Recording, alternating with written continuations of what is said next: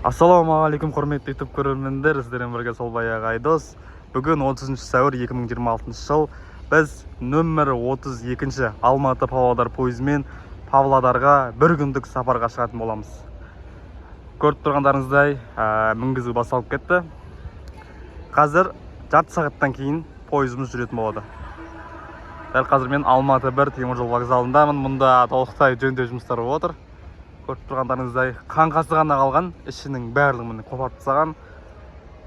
Техникалар жүрішінде. Ендеше көп уақыт созбай бізде вагонымызға жайғасайық. Қазір 100% сіздерге уәде беремін. Бұл шығарылым ең қызық шығарылым болады. Сол себепті тіркелмеген болсаңыздар тіркеліп, егер тіркелген болсаңыздар лайк басып, пікір білдіріп, өз ұсыныстарыңызды тастап кетіңіздер. Так, мен былай шығады екенмін ғой, мен неғып былай шығып алдым. Түнде арқылы өтіңіздер дейді ғой. 3-ші жолға кеттік. Былай қарай көріп тұрсыздар, Алматы 2-де. Алматы 1-де дым жоқ қазір. Қазір астына түсеміз. 9-шы вагон, плацкарт санаттағы вагон екен. Ана жерден астыға түсіп, былай түнде арқылы келдік. Алматы 1-де қазір толыққанды жөндеу жұмыстары болғанына байланысты көптеген андай қолайсыздықтар бар. Сол себепті андай кірген кезде сұрап алыңыз, қаяқпен жүрем деп адасып шай көтпеңіздер.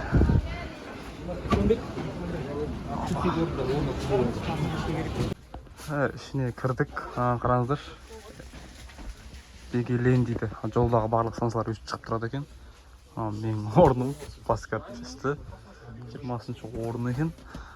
Сумка менікі, ішінде заттарым бар.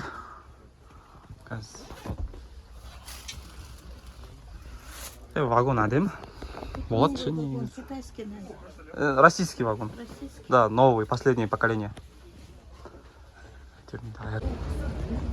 Жүруімізге 10 минут қана қалды. Вагонға жайғасып қойдым. Заттарым бәрін реттеп қойдым. Кішкене сыртқа шығып тазалап жүріп кетейін дедім. Өйткені пойыз жүрмей тұрған кезде бұлар ешқандай да нені кондиционер, тағы да басқа салқындату жүйелерін қоспайды. Вагонның іші ыстық, адам көп.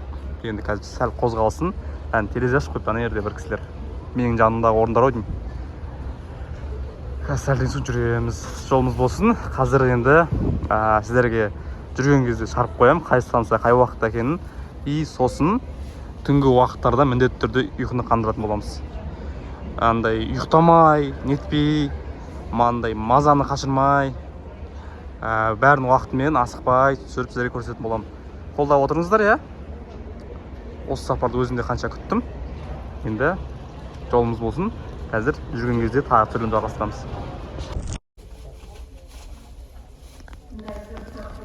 Ақыры жүрдік Алматы 1-ден. Сәл кешігіп жүріп жатырмық.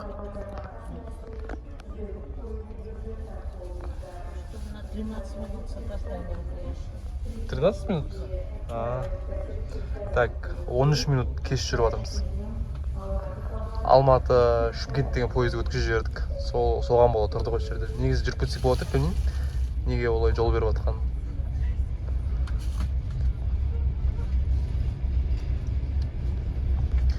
Бұйырса енді бір жылда отын вокзал танымай қаласыздар. Сөз беремін.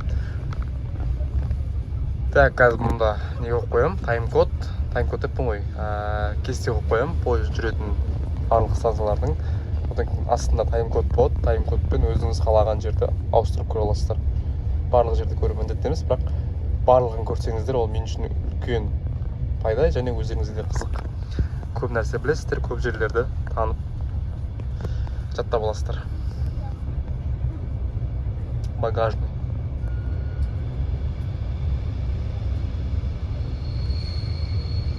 Тоқтап атыр ма? Сосын айтпақшы, бұл менің алғашқы сапарым шығысқа қарай. Солтүстік шығысқа қарай. Мен бұрын Жетісу облысында ғана болғам. Жетісу облысының өзі оңтүстікке қарайды айтпақшы. Абай облысын басып өтеміз жолда, сосын Павлодар облысына барамыз. Шығыс Қазақстан облысына бармаймыз. Ол негізі Абай облысы мен Шығыс Қазақстан облысы бұрын бір облыс болған, оны білесіздер бөліп тастаған. Абай мен Шығыс Қазақстан қазір бөлек. Бұл енді тек Абай облысымен өтеді, Шығыс Қазақстанға бармайды. Шығыс Қазақстан ол бір өзі бір шетте болып қалды қазір. Келесі станция бізде Алматы облысы Жетіген станциясы. Кеттік ал.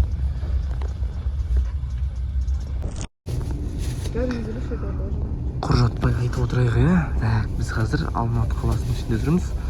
Алматы қаласы Медеу деппін ғой, кешіріңіздер. Түрксіб ауданында кетіп бара жатырмыз Түрксіб ауданында.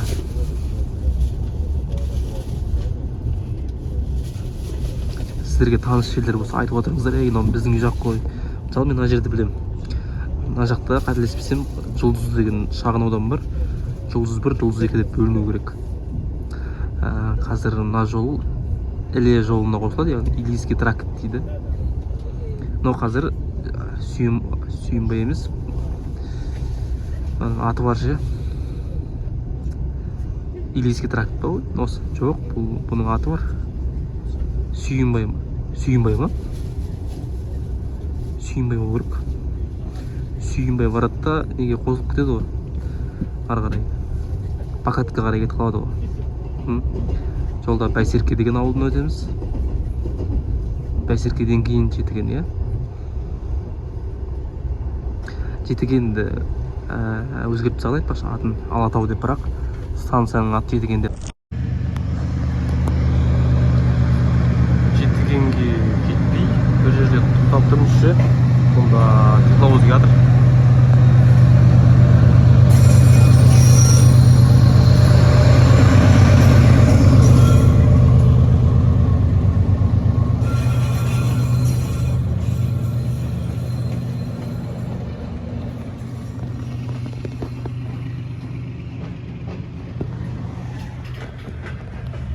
Әлі уақыт бар, Жетігенге дейін. Меніңше жол беріп жатыр ана жүк пойызына. Өйткені Алматыдан шығысқа қарай тек бір-ақ жол. Шынымен бір жол, яғни 2 жол емес, бір-ақ жол. Және тек тепловоздар жүреді, электровоз жүрмейді. Кетіп салғысайық. Жетігенге кірдік. Сәл кешігу бар пойызда.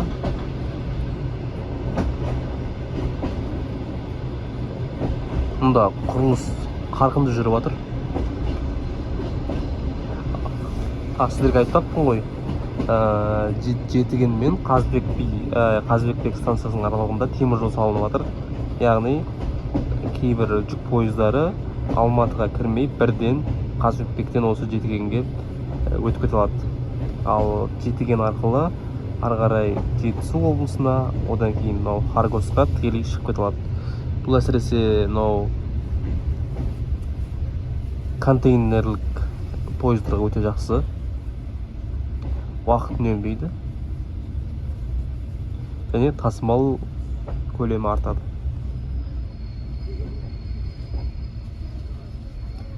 Ал келдік Жетігенге. Жетігеннің вокзал ғимараты. Қазір 3 минуттай тұрамыз. Түсуге мүмкіндік жоқ.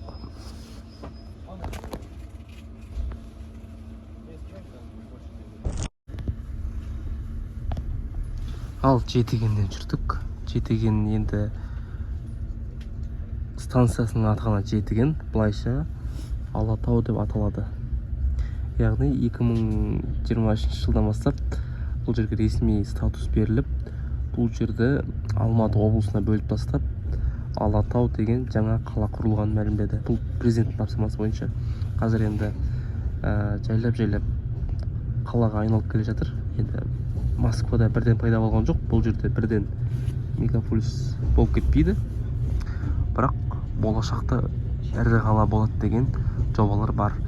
Енді бізде келесі станция Алматы облысы Қапшағай станциясы. Қапшағай деген Қонаев. Қапшағай деп станциясының аты жазылады, бірақ қаланың аты Қонаев болып ауысып кетті.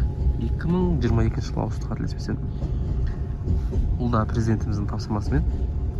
Өйткені Дінмұхамед Қонаев атамыздың кезінде ол қала дүркіреген, су қоймасы салынып, сол кісінің кезінде ол қала нағыз қала деген атқа ие болған. Сол себепті сол кісінің құрметіне сол қаланың атын берген.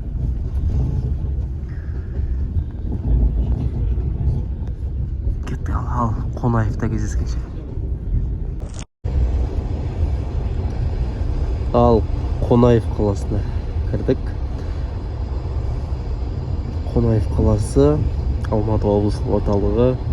Қазақстанда казино ойнауға рұқсат етілген жалғыз қала деп айтсақ, жалғыз емес.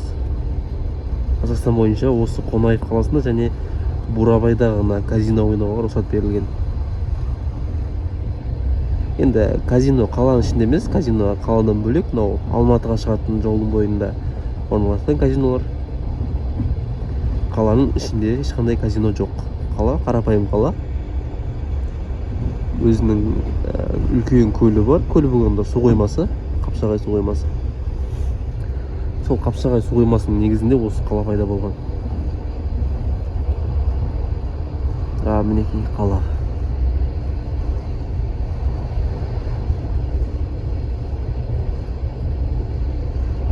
Ал қаланы тамашалаңыздар. Міне Қонаевтың үлкен портреті тұр.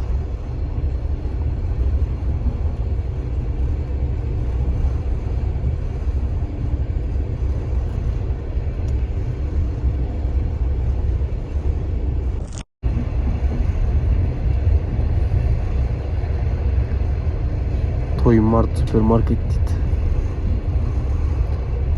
Осы жерлерде автовокзал бар. Сол жерден Алматыға көлік қатынайды. Спринтер.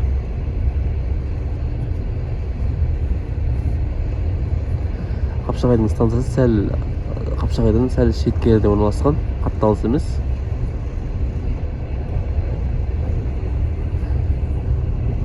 Қапшағай шағын болғанмен бұл жерде көп үйлер, 5 қабатты үйлерден құрылған, хрущевки. Панельді үйлер. Сіздерге қалай түсінікті? Солай.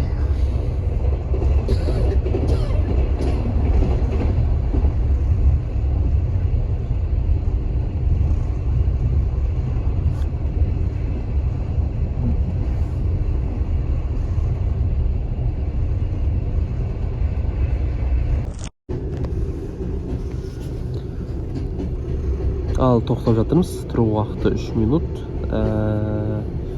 Вокзал ғимараты мына бетте болу керек. Мен бұрын 2024-те болдым мен бұл жерде. Кеп осы жерде зерттеп кеткем.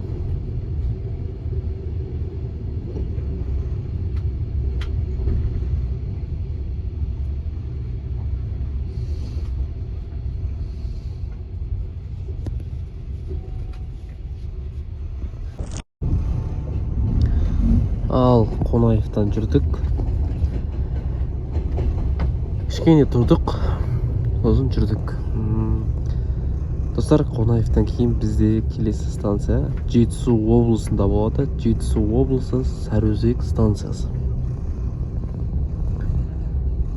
Сарыөзекте енді біраз тұрамыз, 20 минутта. Сарыөзек келген кезде мүмкін шығып түсіретін шығармын. Ендеше Сарыөзекте кездескенше дейді. Нан ел байлығы дейді. Мұнда элеватор бар екен.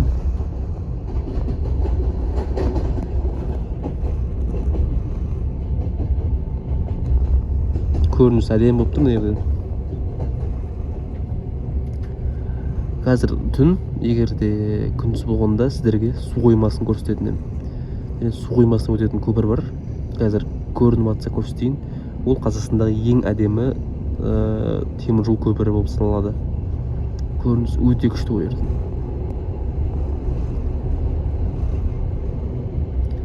Сарыөзек. Сарыөзекке кірдік.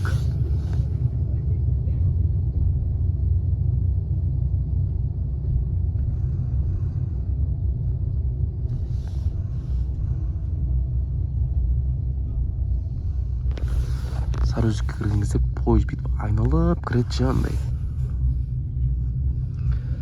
Сарыөзекте айналып шығады пойыз, былайша айтқанда.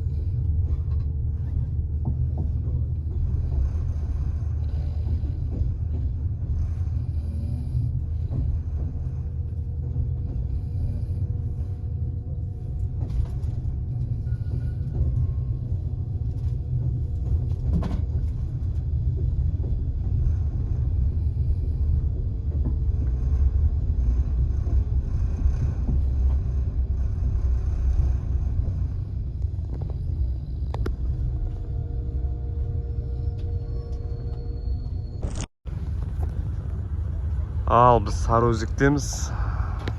Опа. Фокусировка. Вай. Кетінен жақыннан жүрейік.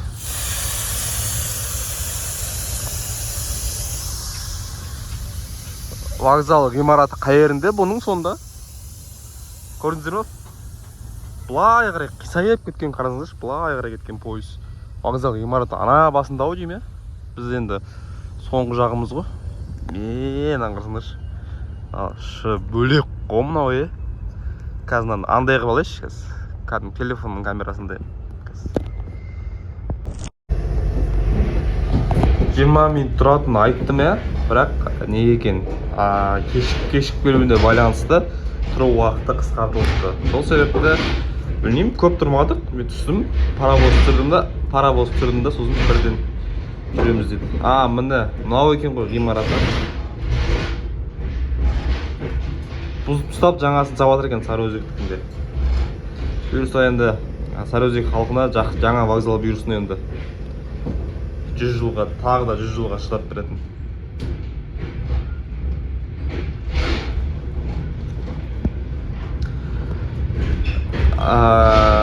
Бұл жерге темір жол сол 1920 жылдардың аяғына таман келген Түркістан темір жолы.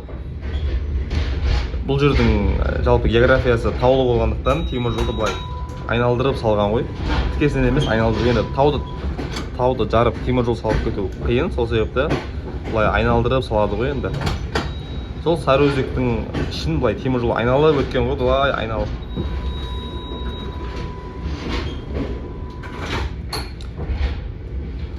Таң атайын деп жатыр ғой, бұл жақта. Жалпы біз шығысқа қарай аттанып жатырық. Енді шығыс жақта күн 3-4-де атып қояды. Шығып қояды, атып қояды деп.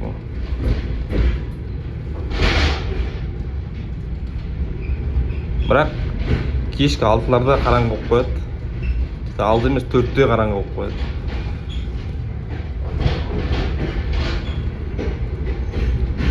Алғастырамыз бізде келесі станция. Ол да Жетісу облысы. Үштөбе станциясы. Талдықорған қаласының станциясы деп айтады көбісі, өйткені Талдықорғанға баратындар сол станциядан түседі. Ары қарай Талдықорған бір жарты сағаттық жерде, жап-жақын. Қазір Талдықорған қаласының өзіне пойыздар келетіні қойған. Өйткені жақында ғана рейс ашылды. Ал Талдықорған Астана деген.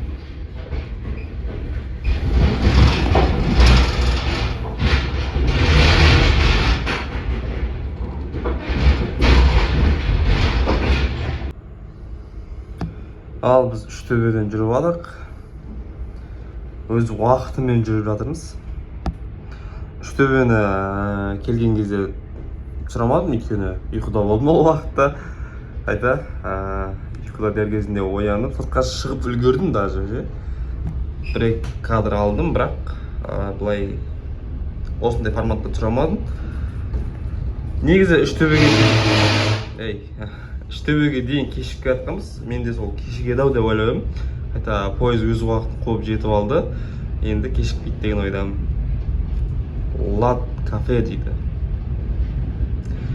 Үштөбе деген бірі білсе, бірі білмес. Ол Талдықорған қаласының станциясы болып саналады. Яғни Үштөбеден бір жарты сағаттық жерде Талдықорған қаласы орналасқан. Негізі Талдықорғанның өзіне қазір жолаушылар пойыздар жайлап тартылып жатыр. Жақында ғана Астана Талдықорған деген пойыз ашылды. Талдықорғанға темір жол негізі бар, вокзалда қызмет етеді, бірақ жолаушылар пойыздарының келуі бір ояққа тиімсіз де көрінеді. Өйткені ояққа пойыздар бару үшін бірінші Көксу деген жерге барады. Көксудан былай қарай темір жол бөлінеді. Ары қарай Балбықби деген жеріне өтеді. Балбықбиден кейін Қарабұлақ деген жерге барады. Қарабұлақтан былай қарай қайтадан бұрылып Талдықорғанға қарай келеді. Мынандай сәл ұзақтау негізі жолы. Үштөбеден неге шейін пойызбен біраз уақыт жүреді.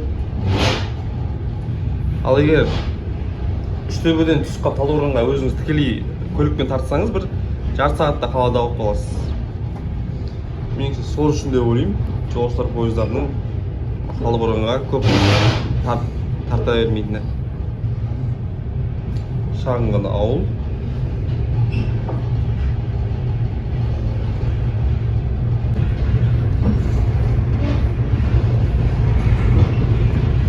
Теміржол су дейді.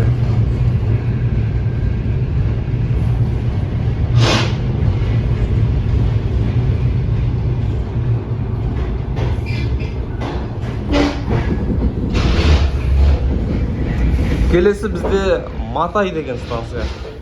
Осы Жетісу облысында.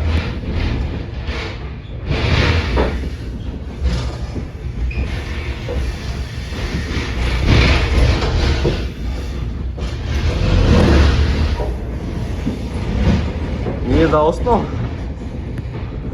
Космос деген.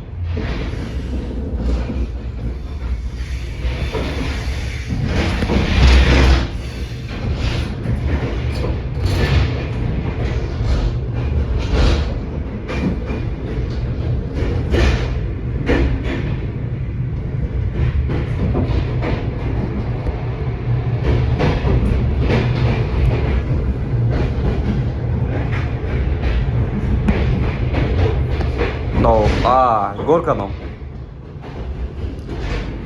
Сортировочный горка.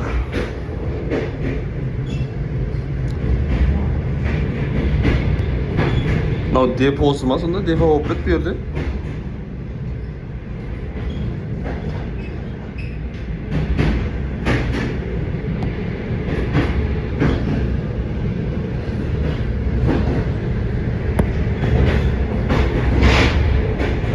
Бұрын депо болған сияқты бұл жерде, я?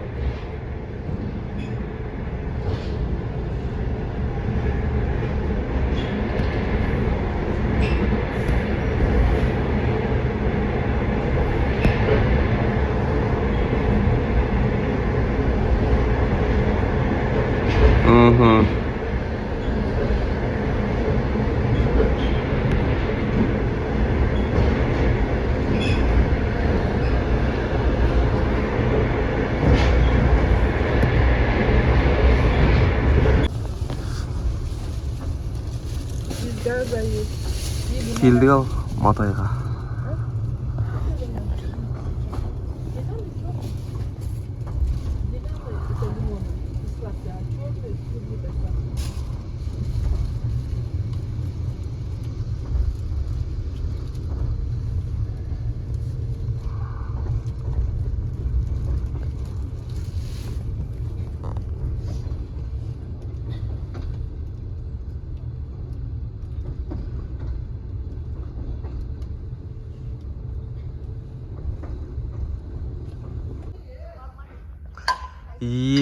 Келдік ал Матайға, нағараңыздар.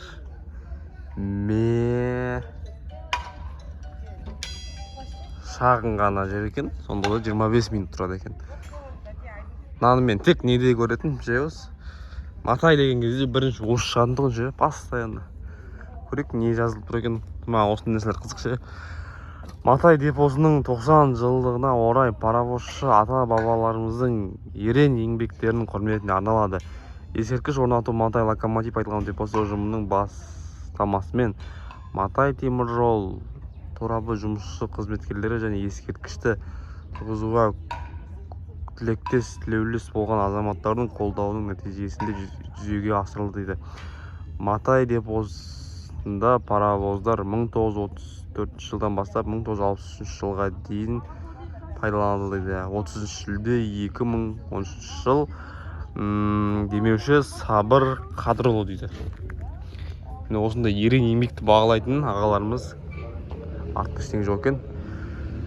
Ерен еңбекті бағалайтын ағаларымыз, ата-бабаларымыз аман болсын.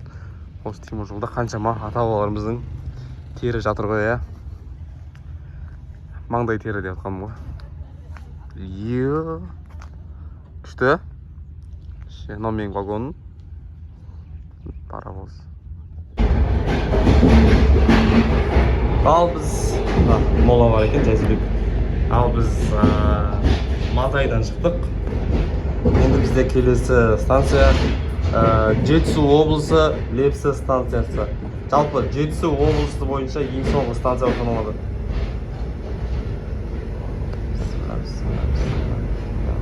жатқан жерлер жайлы болсын.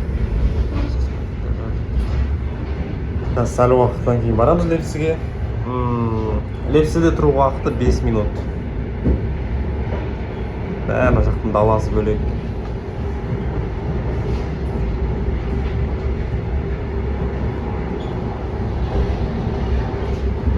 Лепсіден кейін Балқаш көліне өтеміз. Балқаш көлінен кейін Абай облысы Ақтоғай станциясына барамыз. Жолда ең көп жүретін сол Абай облысы. Абай облысын толыққанды басынан аяғына шейін жүріп өтеміз.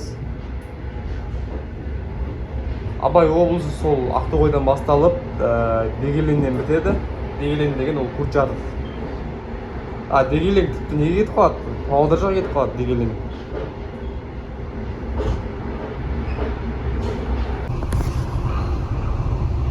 Ал біз Лепсіге келдік.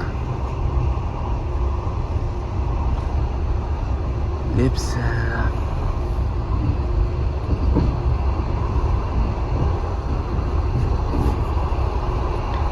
Мұқан Төлебаев атамыздың туып өскен жері.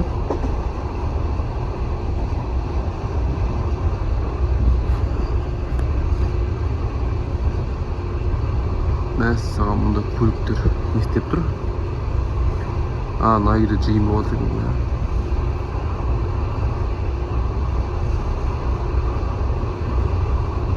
Не жиын екенін түсінемедім.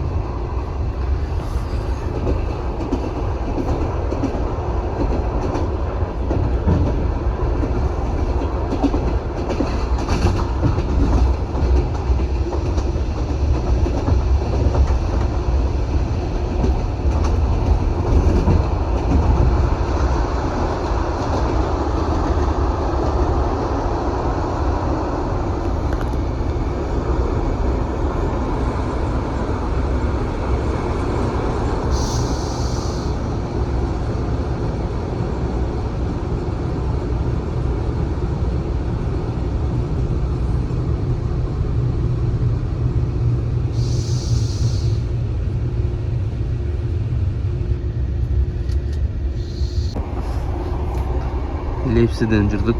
Лепсінің нелері на бетінде екен ғой, станциясы, вокзалы, то есть. Лепсіден жүрдік. Қазір енді Балқаш көлінің маңына өтеміз.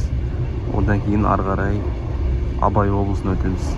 Абай облысындағы бірінші станция бағана айтқаным Ақтоғай станциясы. Ақтоғай ол жай станция емес, ол негізгі теміржол торабы. Ол жерден пойыздар оңтүстіктен солтүстікке, шығыстан батысқа өтеді. Яғни Ақтоғайдан егер шығысқа қарай бұрылсаңыз, сіз неге қарай шығасыз? Достық станциясына. Солтүстікке қарай жүрсеңіз, бағана Семей жаққа қарай шығасыз. Батысқа қарай жүрсеңіз, Балқаш станциясына, яғни Балқаш қаласына шығасыз. Оңтүстікке қарай ол бізге айтқан бағыт, ол Алматы бағытына өтесіз. Өте андай стратегиялық маңызы бар станция. Және Ақтоғайдың маңында Казминералстың кен орны бар.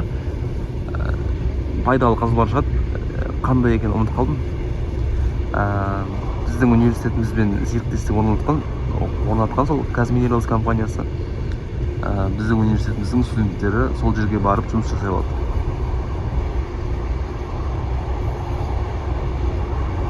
Қазір сәлден кейін Абай облысына өтеміз.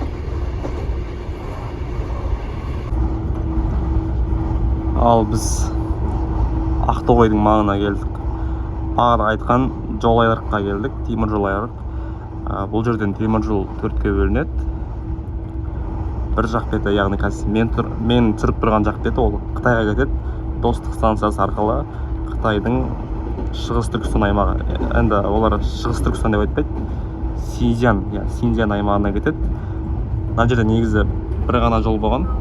Екінші жолы осы 2024 жылы, 2025 жылы іске қосылды. Бір жақ беті ол Алматы жақ беті, яғни бізге атқан жақ. Бір жақ беті ол шығысқа кететін бет, Аягөзге қарай. Ал тағы бір жақ беті Балқашқа қарай кетеді. ең стратегиялық маңызға ие теміржол айрық Қазақстан бойынша. Қазір Ақтоғайға кіретін боламыз. Ақтоғайдың кіре берісі бұл. Мұнда жел энергиясын алады.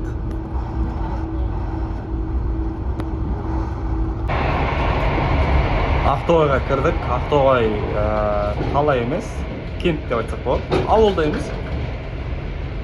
Мынақта жаңа үйлер бар, кәсіпорын жүріп тұр. Жаңа мен айтқан газ минералс компаниясының. Мұнда ескі үйлер бар.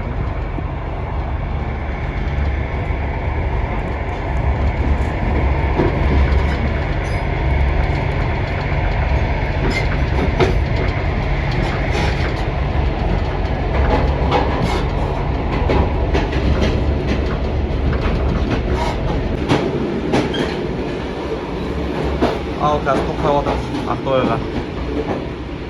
Вокзалын көріп тұрған жоқпын. Мына басында ма? Жоқ. Осы бетте сәл өйткені жалпы елді мекеннің барлығы теміржолдың мына бетінде. Арғы бет жағында ештеңе жоқ.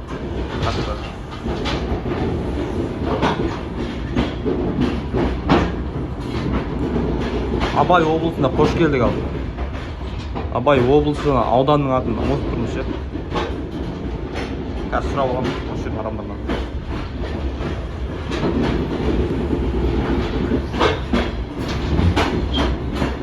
Қазақстанның шығыс аймағындағы алғашқы аяқ басқалы тұрған облыс.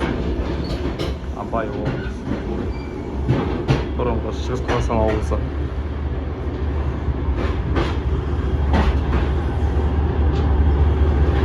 Мына басында екен ғой, қазір кеп қалдық.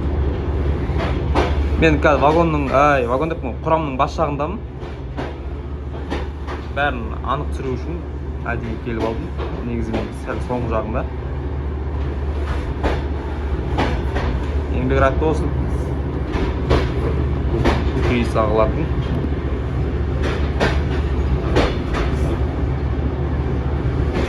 Ақтоғай үлкен екен, мен ойлағанда, мен шағын ғана ауыл деп ойлайтын едім. Әжептәуір үлкен екен.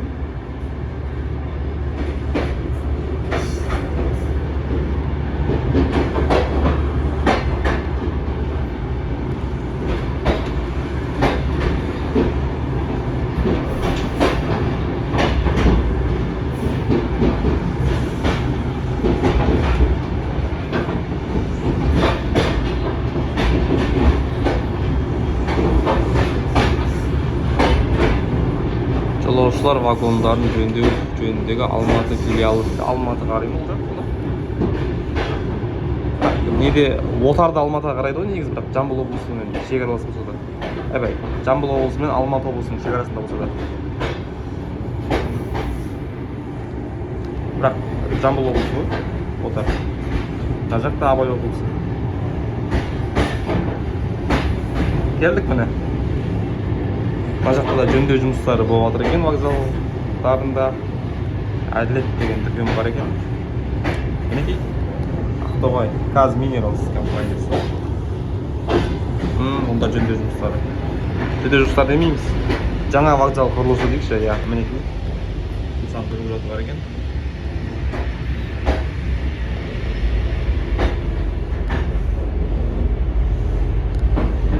Жанарым дейді. Келдік Ақтоғайға.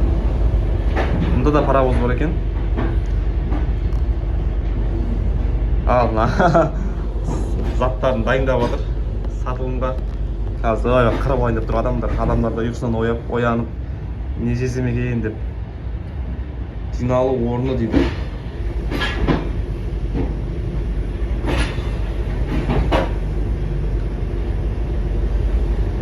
Жаңа Матадеда тәл осы паровозды көрдім. Тепловозды беремін ғой осында. Мұнда да бар екен. Аягөзде де бар, қателеспесем, дәл осындай паровоз. Кезінде бұл жақта паровоздар дүркіреген болып тұр ғой енді. Түркістанда да жүрген кезінде Түркістанның паровозы депоның ішінде тұр. Мынандай ашық көре алмайсыз. Депоның ішіне кіріп көресіз. Кеттік. Ақтоғай дейді мінекей. жаңа елдегі Матайдағыдағымен бірдей не екен, паровоз екен. Несін білмеймін ше, мен паровоздарды қатты біле білмеймін. Паровоз енді мен туылғалы былай андай жүріп бара жатқан паровоз көрмеген. Андай бір не деді? День Победа күні бір көрген, бір Алматыда бір осындай паровоз ше, бірақ ол ашинандай ғой. Қалай еді? Музейский паровоз ғой ашин, уақытша да андай, бірақ қызметтік паровоз емес. Паровоздар енді қызметінен кеткен бұлар енді. Бұлардың заманы біткен ғой. Міне Ақтоғай. Желі бар екен, әжептәуір желі екен. Жаңа кіргеннен байқалды ғой, желі бар екен. Копченый бар екен ғой, мына жақта, Копченый балық. Мен де алғым келіп тұршы, бір каспирет болса алам ғой. Каспирет шықты ғой, алады.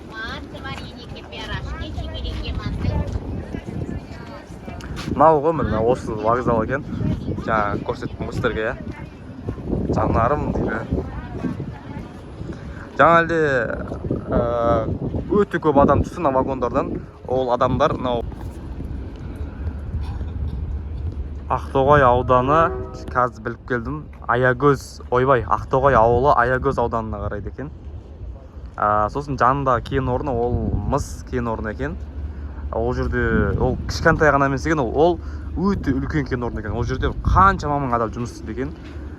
Мына пойызда, мысалы, қаншама адам түсіп қалды деп отырмын ғой. Ол соның бөлігі екен. Осындай күнде қаншама адам сол Ақтоғай кен орнына осы станциядан қатынайды екен. Сондай қызық ақпараттар бердім. Және Ақтоғайдағы сол кен орны осы Ақтоғай ауылындағы көптеген нысандарға демеушілік білдіреді екен.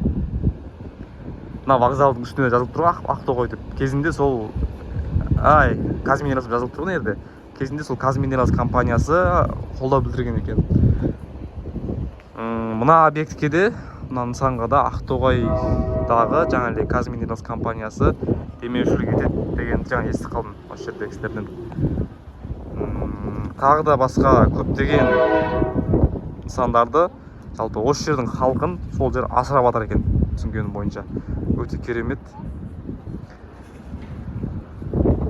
Бұл деген сөз, бұл жер өлмейді деген сөз. Өз күнін өз көріп жүрген ел екен. Керемет, әлі жүруге уақыт бар. Балық алғым келіп тұр, ақшам жоқ оны, өкінішке орай. Солай. В общем, вагонға келдік, қазір көрсетейін. Қайда екенімізді. Так, біз Ақтоғайда болсақ, қазір енді сол Ақтоғайдың ауданы Аягөзге барамыз. Аягөзге 14:01-де барады екенбіз. Аягөзге сонда 2 сағатта барады екенбіз ғой. Одан кейін Үшпейік, Жарма, Жаңғызтөбе, Шар, Жаңа Семей, Семей, Тегелин, Көктөбе, Ақсу 2, Ақсу 1, Мәссаған, Павлодар. Осылай. Кеттік. Вагон іші сап-салқын дала астық. Жаңа плацкарт қанша дегенмен. Әне-міне дегенше біз Аягөз қаласына келдік. Екі Аягөз үйлері анық көрініп тұр. Сәлден кейін тоқтаймыз. Пойыз өз уақытымен келе жатыр. Қазір 10 минуттан кейін Аягөз вокзалына тоқтайтын боламыз. Аягөз үлкен қала екен, мәссаған. Яқта үйлер, міне. Аягөз кішкентай ғана жерде өлейтін. Негізі осы сапардың қасында кішкене көзім ашып қалды. Біраз жерлерді көріп жатыр. Өйткені мен бұрын Шығыс Қазақстан жайлы, Шығыс Қазақстанға мүлдем шықпаған болайын. Мынау өзен, көрсетсем, Аягөз өзені болу керек, иә. Сол өзеннің атымен аталады осы қаланың аты. Сергиополь деп аталған дейді бұрын. Әлде де аталама, сондай бір Сергиополь деген жер бар екен осы жерде. Бірақ қазақтар бұл жерде баяғыдан тұрады. Өйткені мен Қазақстан тарихына оқығам, 1720 жылы, 21 ма, осы маңайда қазақ жоңғар шайқасы болған. Бірақ өкінішке орай қазақтардың қандай бірлігі болмай, яғни бір қазақтардың жасап сатып кеткен дей ма, сонымен жоңғарлар жеңіп кеткен. Бұл жоңғарлардың қазақ жеріне толыққанды үлкен көлемде шабуыл жасауына себепкер болған дейді. Ақтабан шорының алдында болған дейді, иә. Содан кейін білгенде жоңғарлар мыналардың бірлігі жоқ екен, басып алады екенбіз деп қырған ғой. Бәрібір түбінде қазақтар жеңіп болған. Элеватор бар екен, өте үлкен.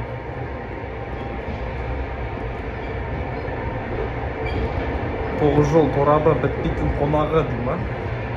Аягөз елі бар, рэп біле ме екен? Аягөз елім менің, мақтанамын жерімнің. Кейін мынау СССР кезінде салынған ғой, қала негізі, қаланың көп бөлігі. Бұл жерде андай бір 15-16 ғасырларда 18-19 ешқандай қала болмаған. Сол 19 ғасырда, иә, осы жерде тұрақты пайда бола бастаған. Елді мекендер. Әйтеуір Абай атамыздың дәуірінде осы жерде адамдар тұрған. Бірақ андай көшпелі өмір сүрген қазақтар көбінесе.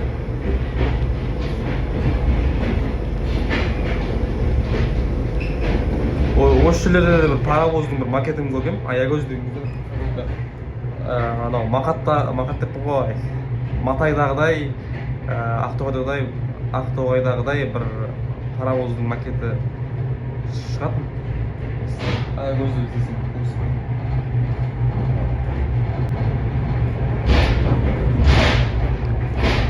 Сырттан темір жолы.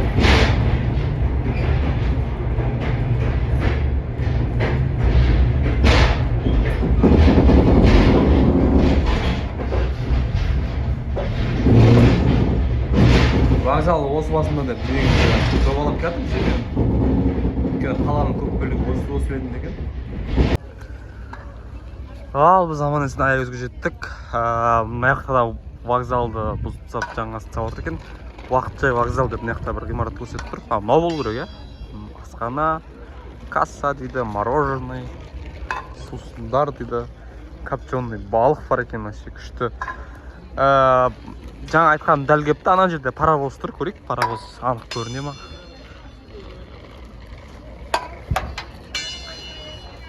Мен қанша жаққа темір жолмен барып көрдім, бірақ шығыста бірінші реттің, сол себепті андай әр станцияда өзінің паровозы тұрғаны мені бір таң қалдырып жатыр ше. Басқа жақтарда мен ондай көрмеймін, мысалы Шымкент жаққа жүрсем де өйтіп паровоз тұрмайды темір жолдың дәл жанында. Бізде де паровоз бар Түркістанда, бірақ ол депода өзі бөлек бір жерде тұр, макет тұр.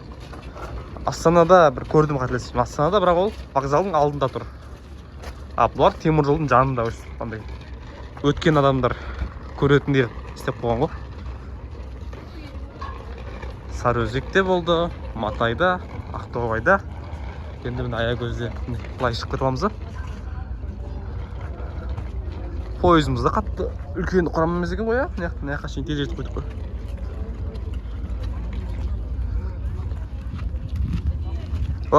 Былай шығып көруге болады екен, жақын екен. Көрсетейін сіздерге Аягөзді. Паровоз түсіреміз деп қалаға шығып кеткенімізше. Мына жақта әскери техника тұр. Бұл әскери техника неғып тұр? Өйткені Аягөздің жанында әскери қалашық бар. Так, мынаны сіздерге көрсетейін. Тарихын осындайлар жақсы көріп просто. Аягөз теміржол көлігі қызметкерлерінің ерен еңбектер құрметіне Аягөз локомотив пайдалану депосы ұжымының бастамасымен Локомотив АК Семей жол бөлімшесінің басшылары және Аягөз теміржол торабы қызметкерлері мен аудан әкімшілігі қолдауы нәтижесінде жүзеге асырылды. Аягөз депосында паровоздар 1930 жылдан бастап 1961 жылға шейін пайдаланылды. Тәуелсіздіктің 20 жылдық қарсаңында 28 тамыз 2011 жылы тұғырға қойылды дейді. Сонда Матайдан бұрын қойылған болып тұр ғой. Матайдан да, Сарыөзектен де бұрын осы Аягөзде қойылған екен. 20 жылдық болса. Күшті. Кеттік. Так, мына қоршау негізі вокзал ғимараты екен. Қазір оны бұзып тастап, жаңасын салып жатыр екен. Түсінікті. Мына жақ міне, қалаға шығып кетеміз бірден. Кеттік. Мына жақтан қазып тастапты. Ана вокзалға может бірдеңе істеп жатқан шығармын может. Кеттік, пойызға мінейік. Күн қатты ыстық емес, суық та емес, күшті ауа райы болып тұр. асықтыратына орай болып тұр. Айтпақшы, бүгін мейрам екен, Қазақстан бірлігі күні құтты болсын. Осы демалысымның негізі себепкері осы мейрам ғой. Әйтпесе бүгін сабақта отыратын едім. Сабақтар да бітті негізі. Кеттік. Қазір сәлден кейін Аягөзден жүреміз. Енді бізде Аягөзден кейін Үшбүйік деген шағын станция, одан кейін Жарма, Жаңғызтөбе, одан кейін кешке қарай Шар. Одан кейін қателеспесем, неге қарай бұрыламыз? Семейге қарай, солтүстік шығысқа қарай. Өйткені Шардан бұрылады пойыздар. Бұлай Өскеменге, бұлай Семейге қарай жүреміз. Сапарымыз сәтті болсын енді. Есептеп қарасам, сапарымыздың дәл ортасына келіппіз. Енді тағы да осыншама уақыт жүрсек, Алматыдан Аягөзге дейінгі уақытты тағы да жүрсек, бір қайталап Павлодардан бірақ шығады екенбіз. 14 сағат жүріппіз ғой енді, 28-дің жартысы 14 қой. Кеттік, вагонға кірейік. Аягөз керемет. Ал Аягөзден жүрдік. Енді Құдай қаласа, 1,5 сағаттан кейін Үшбүйік деген жерде боламыз. Қай ауданға қарайтын білмедім. Бірінші рет болып тұр мына жақта. Аягөзде күн жап-жылы, кәдімгі бір жаздың орайы болып тұр. Күшті қыдырады, андай қатыстық емес, суық та емес. Вокзал ғимаратқа түссе, ең әдемі вокзал ғимараты болады деген үмітім бар. Жаңа бір жерлерден бір жобасын көріп қалып едім. Соған қарап айтқаным ол.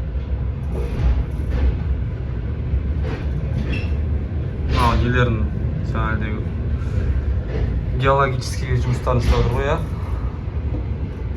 Кадастрский жұмыстарын жасап жатыр ғой. Андай камералармен аттары бар ғой, білмеймін ше мен. Бірақ бізде политехта сондайлар көп оқиды, солардан көргем. Басқана бар екен. Идикут дәмханасы дейді. Идикут дейді. Аягөз елім менің мақтанамын жерімен рэп бар еді ше. Көз жайлы.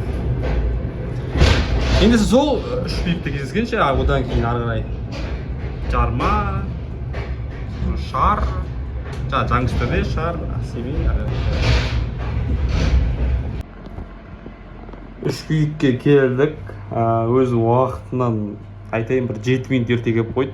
Мен ойлағам сол 47-те келеді деп. Сөйтсем 40-та келіп қойды. Кей жерлерде ерте келіп қойды, кей жерлерде кеш келіп қойып отыр. Түсініксіз. Өз уақытын қуып жетіп отыр әйтеуір, кешіксе де. Міне, осындай кішігірім ауыл екен. Кішігірім емес, кәдімгі 5 қабатты үйлері бар екен. Анау мешіт па не? Мешіт бар екен, анау төбеде тұрған. Мола екен, анау мола. Үшбүйік. Сонда 3 төбе барып тұрған ерде, 3 андай биік төбе. Түсінікті болып тұр ғой, атынан ақылш.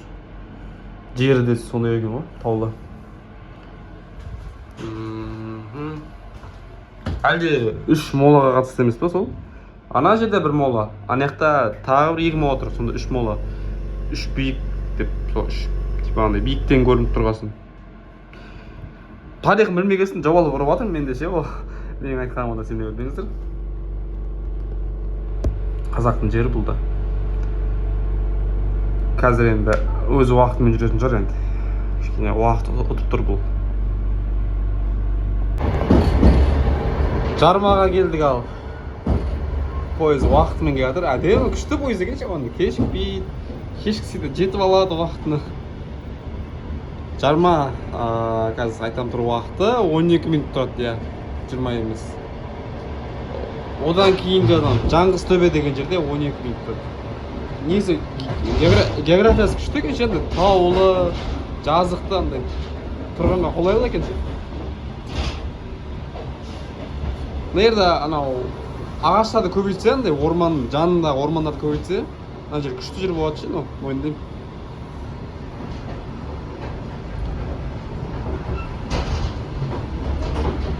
Қараңызшы. Қысы қатты сияқты бірақ ше, меніңше, я. Солай ма? Қысы жақсы ма бұяқтың, қалай? Әлі қатты ма?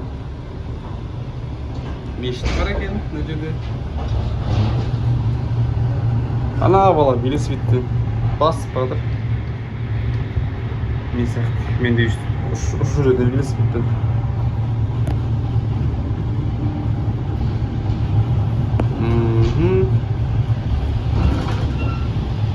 Ал су мұнарасы, мешітті, вокзалына нектап балдар футбол ойнап отыр. Шағын ғана, ауылда емес, қалай емес, кент сияқты ғой, неге ұқсап кетші? Қазір айтамын, Қарағанды облысы Ағадыр деген жерге ұқсайды сәл-пәл ше, оның айналасы сәл-пәл ондай кішігірім таулы. Ол жерде осындай үйлер бар, мешіт бар. Бірақ Ағадыр үлкенірек енді, оның мойнында көріп, Ағаділ деп ғой, Ағаділ деген бала бар. Араласады. Граждане, берегите свою жизнь дейді. Так, мынау вокзал ғимараты мынау, иә? Бұзып, бұнда жаңалысын салып жатыр.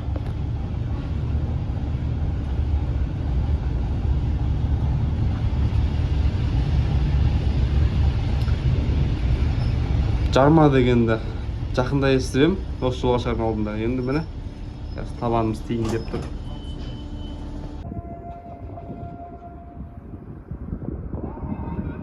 Азан шақырып жатыр.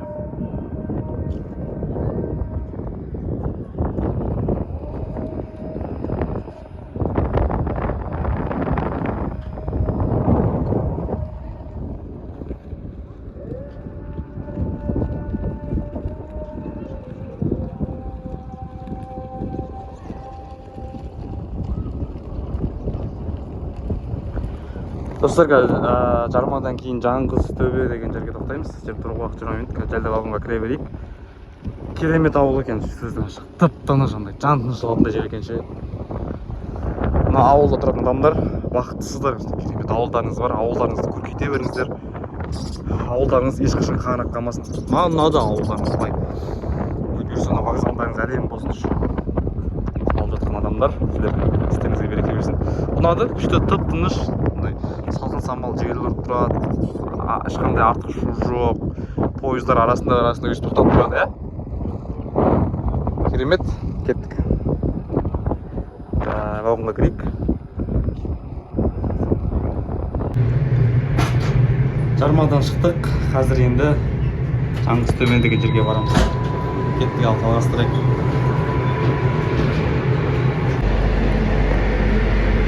Жаңғызтөбеге келдік ал. Бұл жақ үлкенірек сияқты еді жаңағындегі жармадан қарағанда. Жарма деп жазып іздемеймін ба бағана? Неде? Жарма деп ғой, ой. Жармада тұрған кезде Жаңғызтөбе деп жазып іздемеймін ба? Сол кезде қарасам, бұл жерде түрме бар екен. Жаңғызтөбе деп астында бірінші неде, возможно, вы искали Жаңғызтөбе түрме деп тұр ғой. Қысқындар навет кізет ше қарай. Міне неқта заброшенный тастанды қала бар екен, міне. Көріне ма? Әне тастанды қала бар екен ана жерде. Түрме сойерлерде онда, я? Болды, түсіндім. Әскери қалашық бар дей ма сонда? Түрме бар дей ма? Негізі станциясы наветінде дейді, осы бетін түсіре берейік. Қақтан білесің дейді да, адамдарды сұрайды, осы бәлең бар, қақтан білесің деп. Енді Google бар, бәрі ашық. Кез келген нәрсені ақпаратты іздеп табуға болады. ChatGPT бар, қазір бәрі дамып кеткен. Адам білем десе, кез келген нәрсені біле алады қазіргі заманда. Ол бір Пентагонның коды емес қой. Пентагонның кодында бір бәле тауып алсаң болады, сіз мықты айтыштық болсаң. Бірақ кодыңда ярады да, Америкаға барсаң.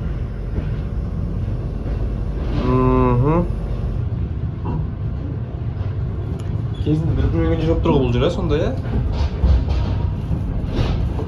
Осы жердің бір адаммен әңгіме айтып көріп тұр ғой қазір, я? Мына нақты білу үшін ше. Не бар, не жоқ. Түрме бар деген рас болып тұр онда, я? Ана бағанаға таштанды қала жақта. Сосын алдында мен Семейдің пойызымен келдім ғой Алматыға. Сол кезде проводник айтып қалды. Өскеменге баратын адамдар осы Жаңғызтөбеден түсіп қалады. Өскеменге баратын адамдар осы Жаңғызтөбеден түседі да. Ары қарай таксимен Өскеменге бара береді. Солай жақын. Осылай бұл жерде өте тып-тыныш жер екен ше. Бірақ мына бетте әскери қалашық болса, значит, мына жерде халық тыныш жатады ғой, енді ешкім шуламайды ғой. Внимание, человек на пути дейді. Путеистердің несі ғой деймін, Так, вокзал ана бетін деген ғой. Қазір көрсетем сіздерге. Келдік ал Жаңғызтөбеге.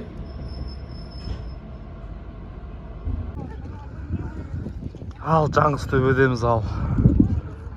Жаңғызтөбе.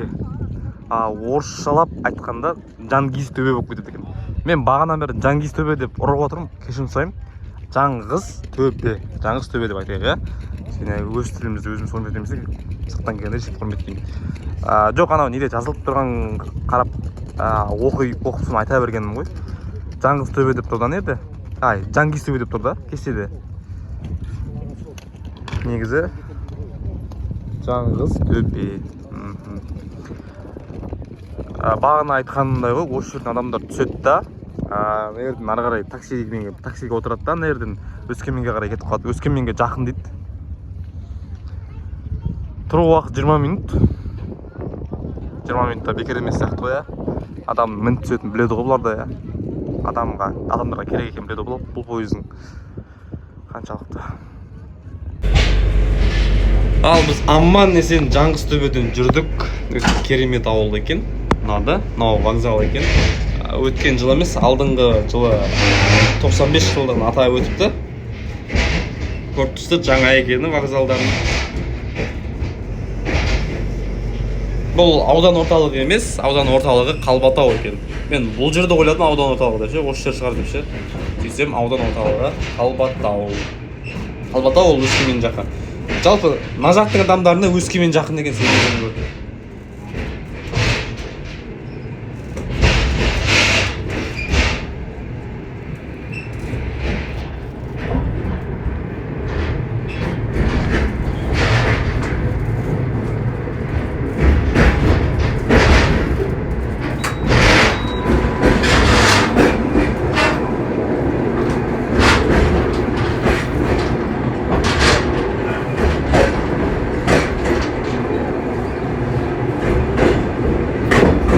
Үйлері бар екен.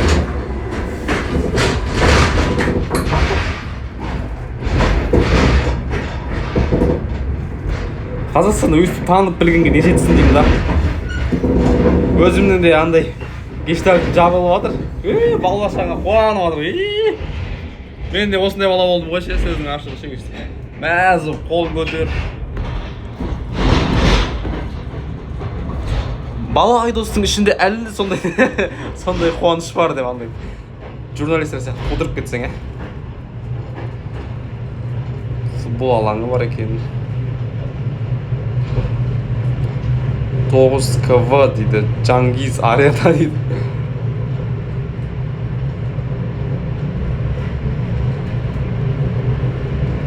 Керемет. Жалғастырамыз келесі шар. Моланың жанынан тыныш. Моланың жанынан өтейік, өтпадым, тыныш өтейік.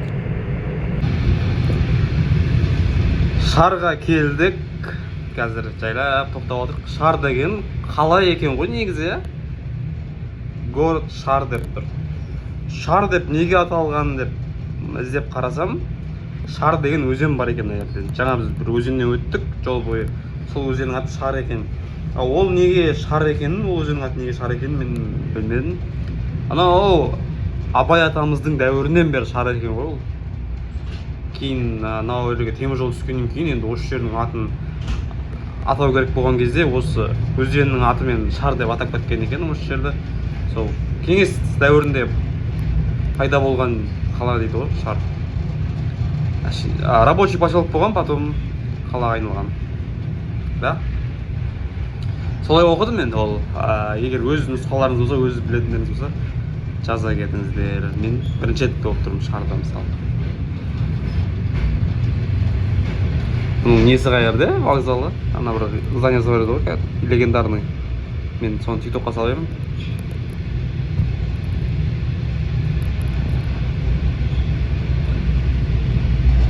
Жарты сағат тұрамыз. Кеттік ал.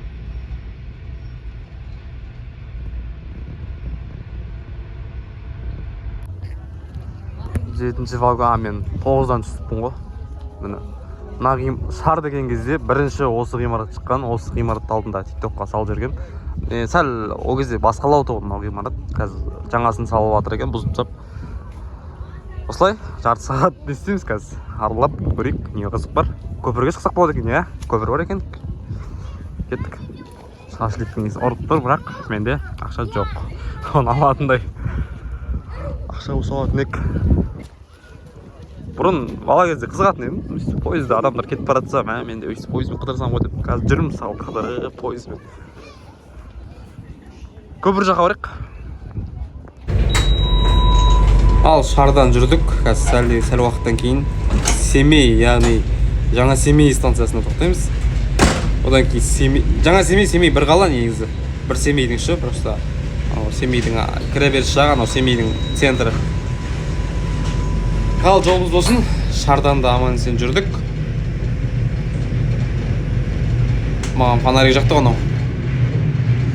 Әуезі деген нәрсесі әдемі екен. Келесіде бір отырып кететін шығар, мүмкіндік болатса. Күшті өлеңдер қояды екен.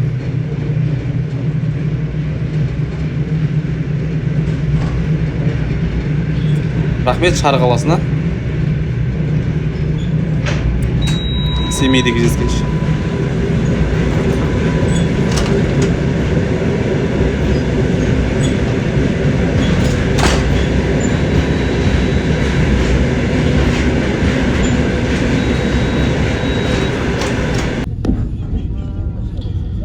Ал біз Семей қаласына келдік. Семей қаласы жаңа Семей станциясына тоқтап отырмыз. Тұру уақыт енді көп емес, шағын ғана. Семей жаңа Семей бір қаланың ішінде. Жаңа Семей өзенінің бергі беті, Семей арғы беті станциясы. Негізі екеуі бір-бірінен арақашықтық қатты көп емес. Абай атамыздың 180 жылдығы дейді. Абай күні дейді.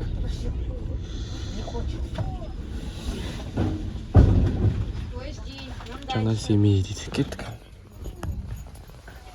Орындар босап қалды ғой, адамдар түсіп. Көбісі түсеттік Семейден. Біз де түсейік. Жаңа Семейге көп тұрмайды, Семейге көп тұрады жарты сағаттай.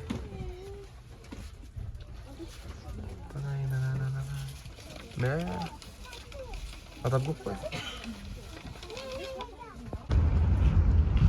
Ал міне Семейдегі алғашқы қадамдарымыз. Жаңа Семей.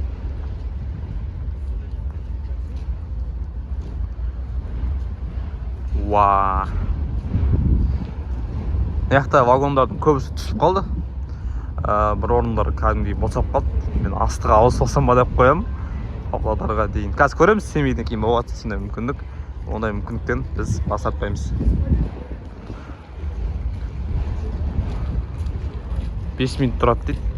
Пойыз ерте кепті. 2 минутқа, сонда 7 минут тұрады.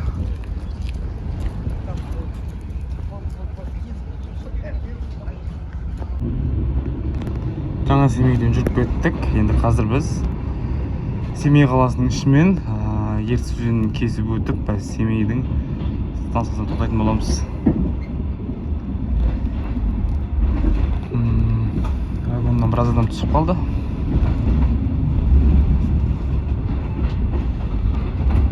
Қазір жолда анау мешітті көрем. Атын ұмытып қалдым ол мешіттің.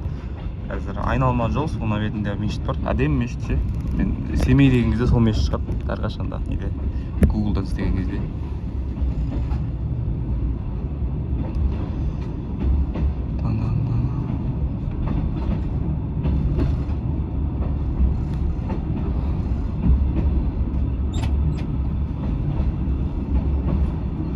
Қазір Семейдің өзінде бір 30 минуттан көп тұрады.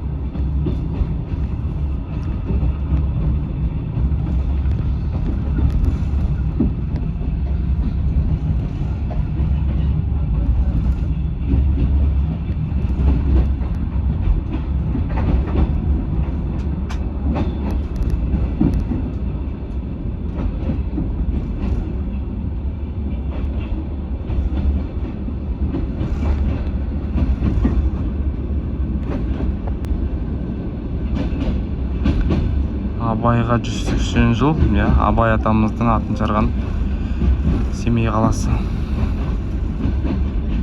Жалпы бұл жерде Абай атамызбен байланысты көп нәрселер бар. Қазақ әдебиетінің орталығы деп айтады Семейді көп адамдар.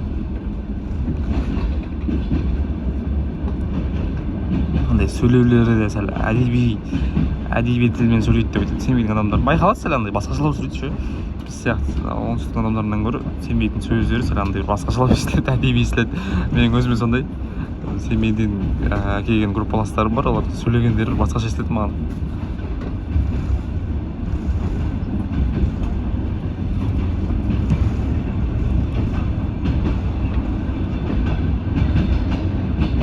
Не болса да аман болыңыздар қазір.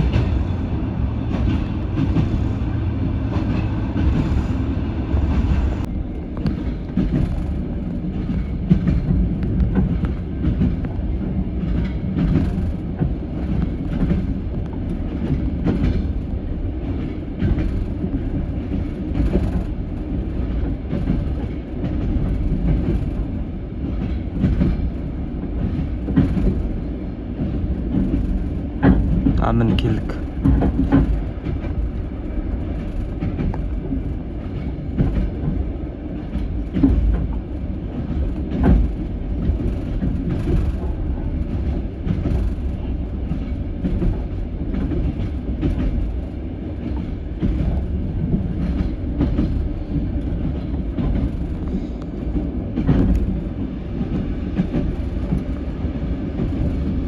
Абай атамыздың атында екен ғой мешіт. Мә, көпір.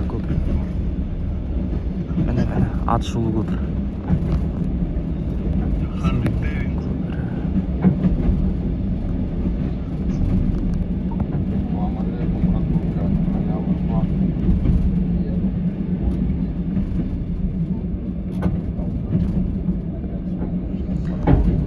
Семейдің Атышулы көпірі. Семей десе бірінші осы көпір шығады көп жерде. Осы көпірді Стамбулда көпірмен салыстырады, Манхэттенда көпірмен салыстырады. Негізі жапондар салып берген. Қанша жыл тұрса да әлі андай несі кетпеген ғой.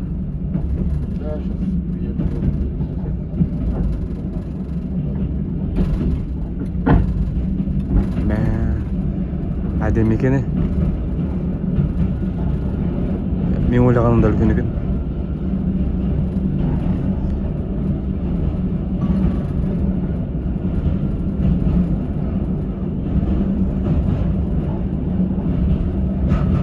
Өзенді қараңыздаршы.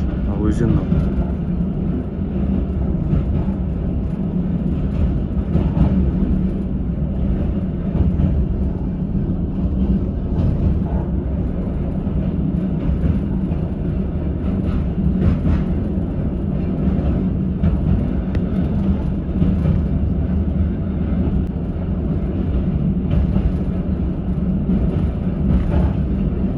Ертіс өзені.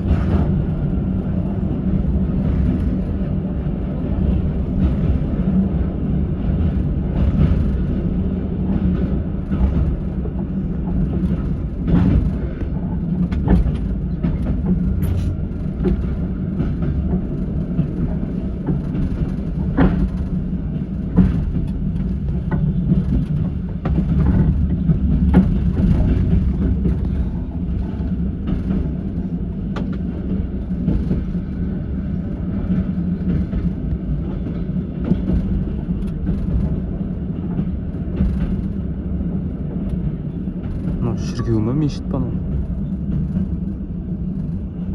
Мешіт деп ойлап тұрмын соны. шіркеу екен ғой.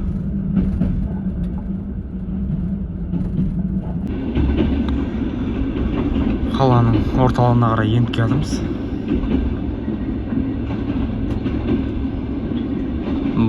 Бара-бара жер үйлер көбейіп жатыр. Бірақ биік үйлер де көп.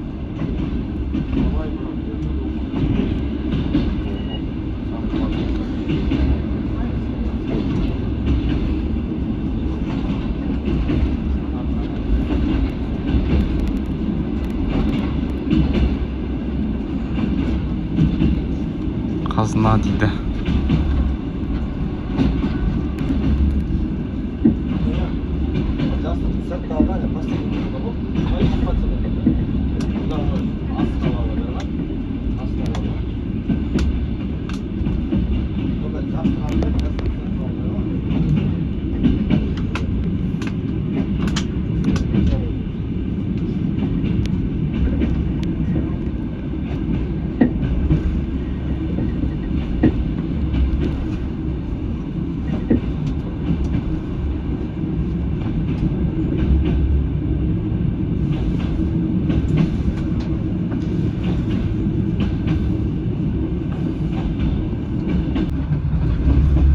Қазір Семейдің станциясына келдік ау.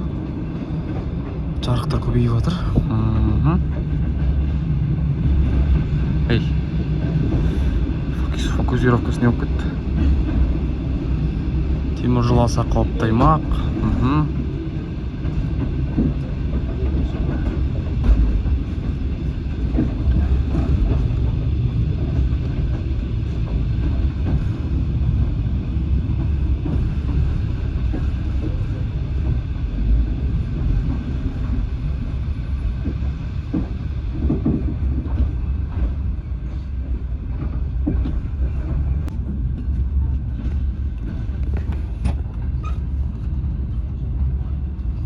Перрон ба?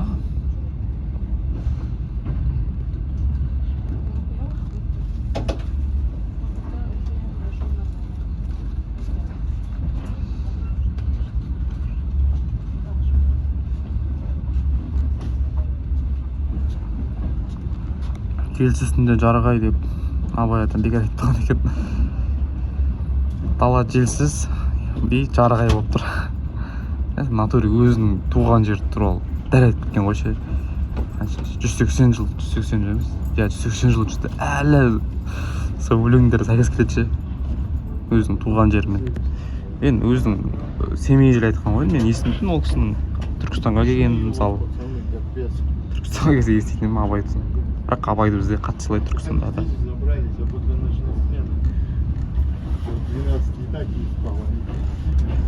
Опять потом полчаса опять собирается. Спутник, а? Или қалай? Путник, я. Может, спутник?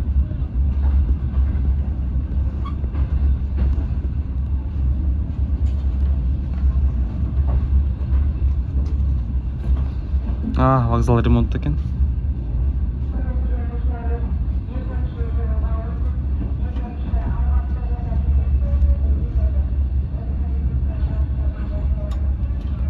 Келдік Семейге.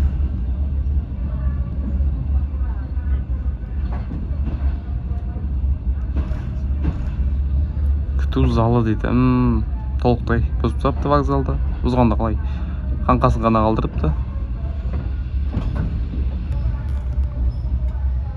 Сәлем Семей. Қош келдік.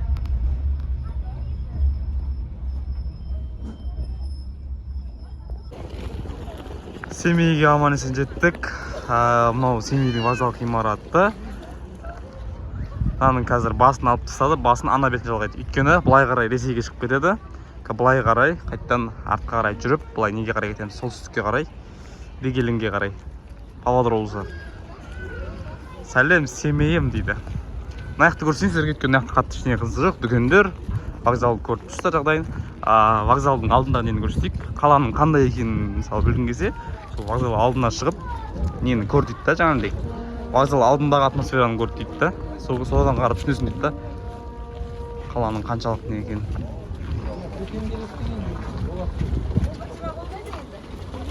Мына елдер опа 18-ші аймақ екен. Фикс прайс бар екен ерде. Айболит дәріханасы дейді. Паровоз бар екен, кетіп паровоз жүрекші. Вокзал алдында мындай аллейға келдік. И мұнда қазақтың дарабоз батыры, халқымыздың жоңғар шапқыншылығына қарсы күрескен бас қолбасшысы деп жазылғанда ат жазылмаған. Мен танымай тұрмын кім екенін. Жоқ, жазылған, бірақ атын алып тастаған ерінде қызық. Сонда адамдар қалай біледі оның кім екенін. Мысалы мен танып тұрған жоқпын бұл кім екенін. Уалейкум ассалам. Еще мына орысшасы тұр, латиница орысшасы. Вообще түсініксіз. Паровозға мынау ғимараттың ішіне кіру керек екен. Қазақстан темір жолының ғимаратына. Аллейкаға қатысу екен. Аллея да шағын екен, күшті. Бұлай тып-тыныш екен көрініп тұр. Қаланың өзі. Кіруге мүмкіндік бар екен, кіріп кетейік. Андай мини паровозик бар екен. Мынау Қазақстан темір жолы дейді, яғни Семейдің филиалы болып тұр. қтж-ның Семейдегі филиалы болып тұр. Мінекей Абай облысы, Шығыс Қазақстан облысы дейді. Бекке бөліп қойыпты, не ол істеген негізі бұрын Шығыс Қазақстан облысы болған, кейін Абай бөлінген, соны түсіндіріп тұр ғой. Құрметті теміржолшы ағаларымыз дейді. Семейдің темір жолына еңбек сіңген ағаларымыз, мына жерде барлықтарыңызға басып құрмет етеміз. Қазақстан темір жолы дейді.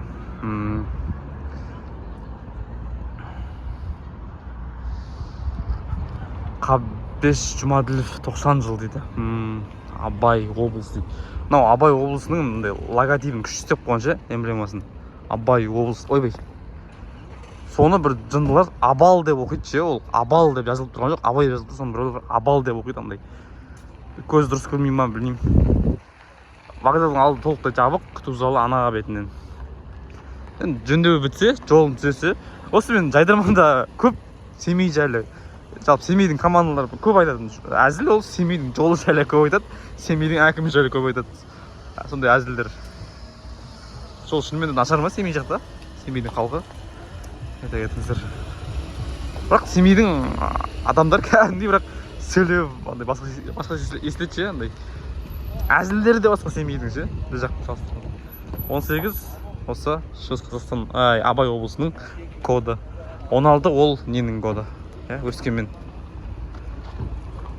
Өскемен, яғни Шығыс Қазақстан. Кезінде бір облыс болған. Қазір бөліп тастады. Кетті крик. Семейден жүріп жатырмыз.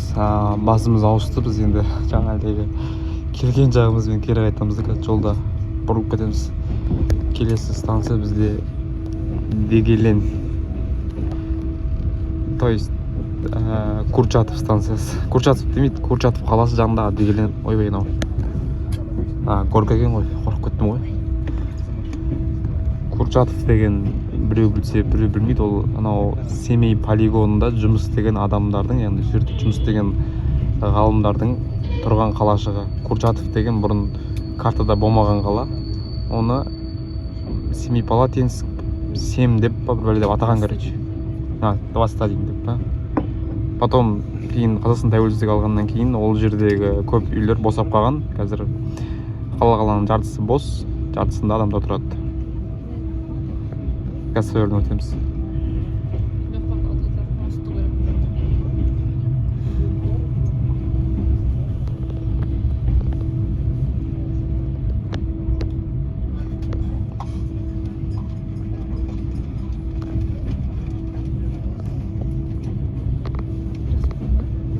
Еще мынандай факт бар.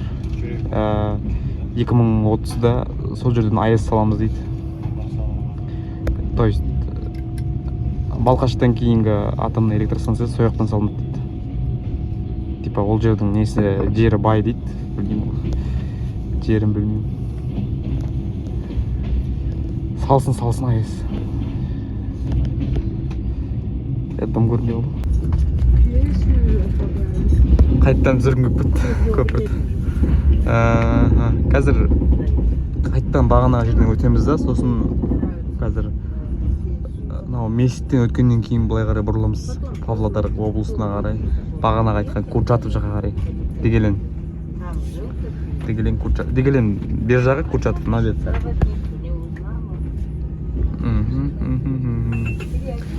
Туған қалам, семейім, туған қалам. Сондай өлеңді жаңа тиктоктан шығып. Туған семей. Көпірді қарсаңызшы, мешіттің андай несіне стилінде істеп қойған ғой, күшті. Рамазан айы дейді ме. Мына мешіттің светтері өшіп қалды жаңа жатып тұрады. Мынау медресесі екен.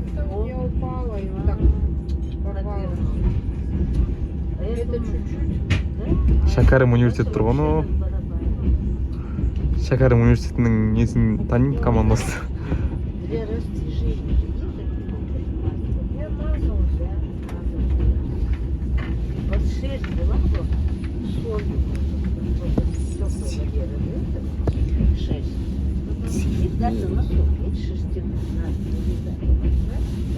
Халық керемет сонда да семейді. Өте ашық жарқын.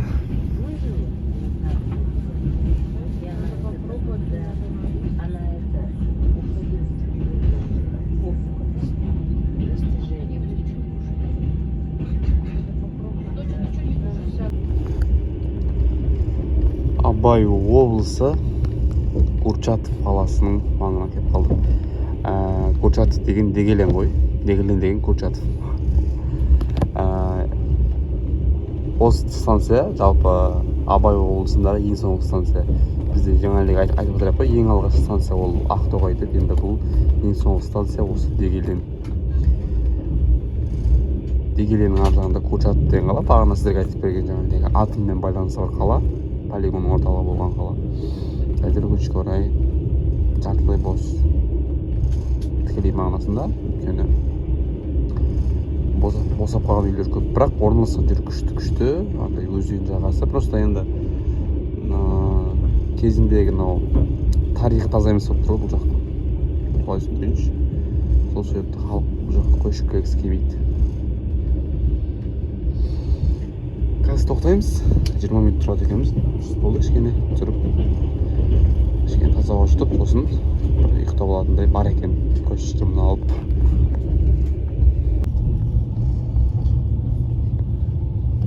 Ал келдік аумағына. Мына жерде бірдеңе жазылып тұр, оқимын. Жолаушылар вагоны. Іші бос. Мына жерде жара жанып тұр. Бұл жұмысшылардың вагоны екен ғой. Абай облысы деген не тұр мына жерде, міне стелла.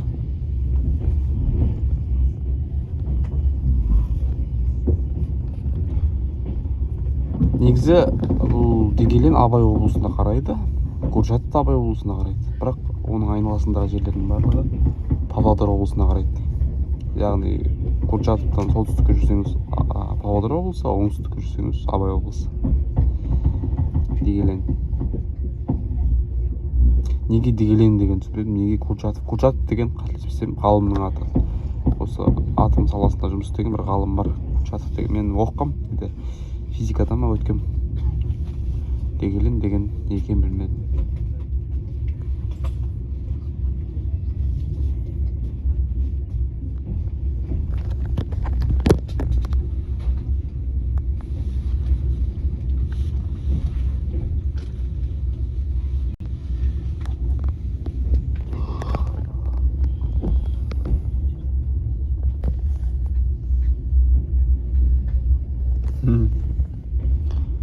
Мына жер неғып қазған, неғып төңкеріліп жатыр. Қызық. Бірақ мен бірінші рет келіп тұрмын ғой бұяққа. Бірінші рет келіп тұрмын ғой, білмеймін бұяқта не болып жатқанын. Түнде келіп тұрмын. Менде дежавю жаңағы насат болған сияқты өмірімнің бір. Келдік. Жарықтан көрінбей тұр ғой. Енді көрінді. Перрон. Адамдар мінеме келеді.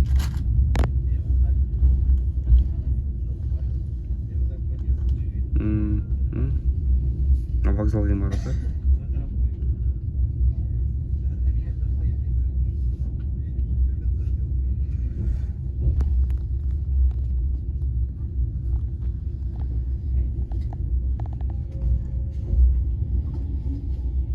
дүкен жоқ бұл берді.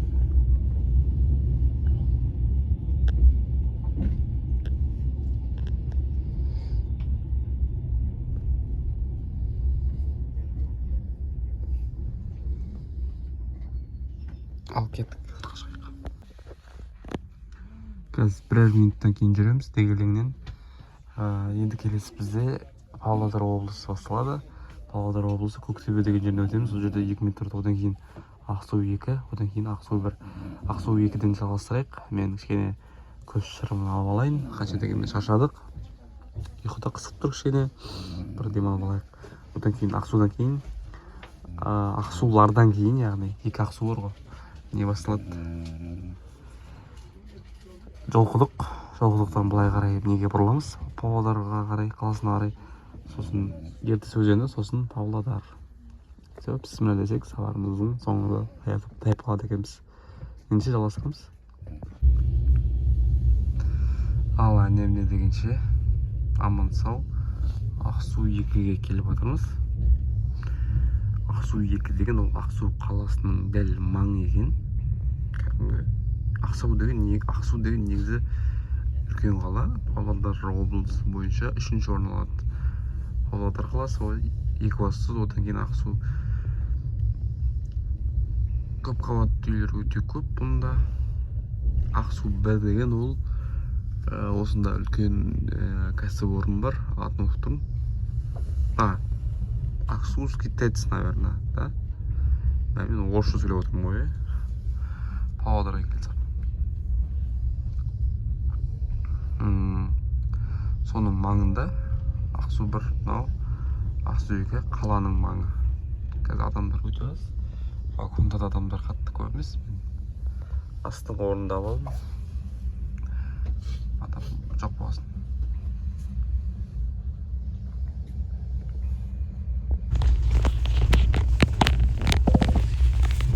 Так, Ақсу 2-ден жүрдік. Ақсу 1-дегі ТЭЦ емес, ол ГРЭС екен. ТЭЦ деген ол тек жылу мен электроэнергия алса, ГРЭС деген ол электроэнергия мен көмірден электроэнергия алады. Және осы жердегі үлкен ашық көмір шахтасында осы сол компания иелік етеді екен. Қазір айтамын қандай компания екен. Евразийский электроэнергетический компания. ЕЭК деп тұр әйтеуір. Қарап шықтым, страницаларым болды.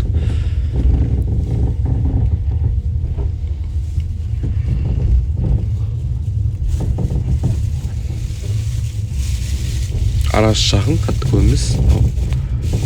Қала мен ненің арасы. ГРЭС-тің арасы.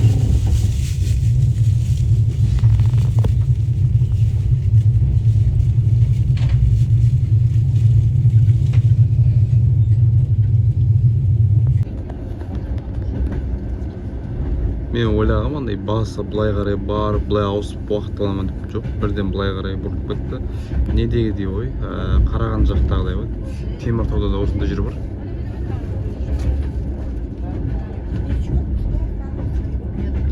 Ақсу 1 түсірдім ба, түсірмедім бе? Менің миымда ештеңе жоқ ше, миым ашып жатыр өзім.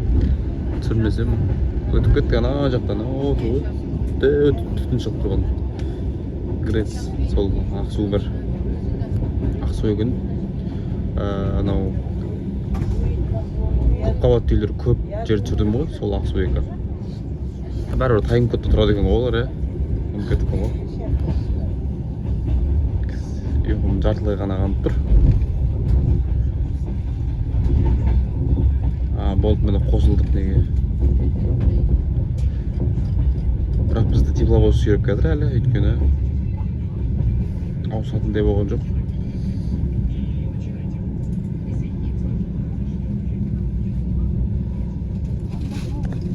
Қазір Атамекен деген жерден өтеміз. Ленинский деп тұрады картада.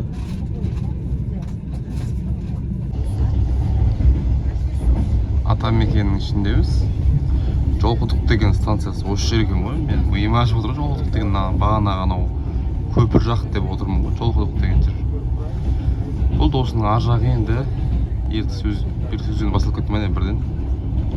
Ертіс өзенінің көпіріне өткеннен кейін Павлодар. Көл ма бөлек әлі өзеннің бөліктері ма? Мәссаған. Өзен сияқты, я?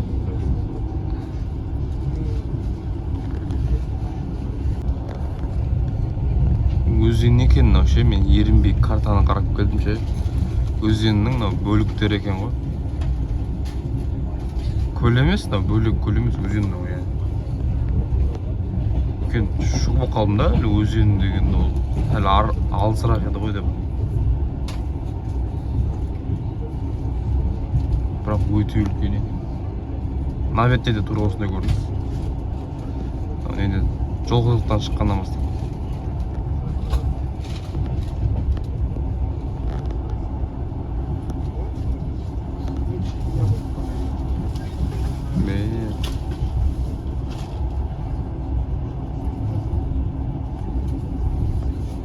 Су тасқыны ма, немене білдім бұл сонда? Картада бұндай үлкен емес. Үлкен өзеннің несі. Бірақ өзен бір шетінде, ал мына шеттері картада андай жасылып тұр да, орманның орны сияқты тұр да.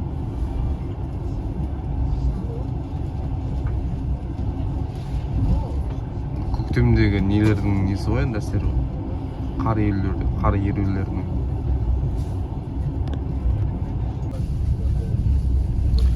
Павлодар қаласы көрдім жатыр.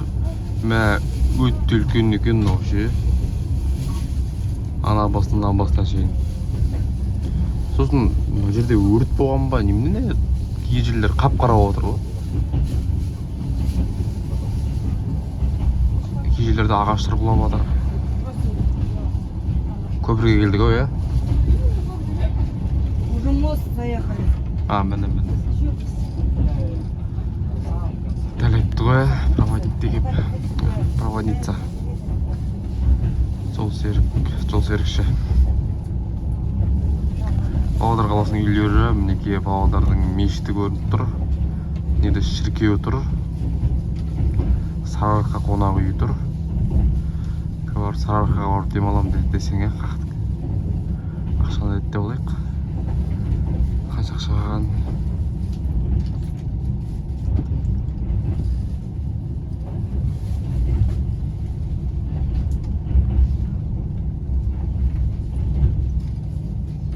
Мостық ақта, мен мостыққа келдік қой десем.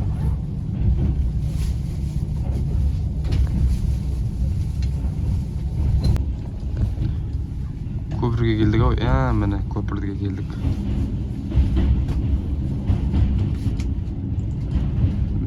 Не деген су мынау. Ертіс өзені ғой. Сонда мен ертісті екінші рет емес, үшінші рет үстіне өтіп жатырмын. Жаңа Семейде екі рет өтіппін ғой. Ары бері.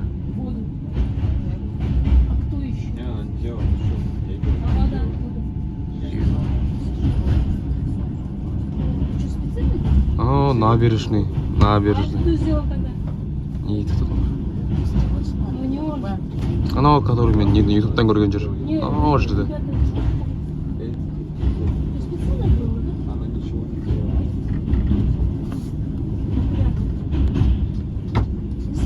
Жаңбыр жауған ба бұл жақта? Қалай?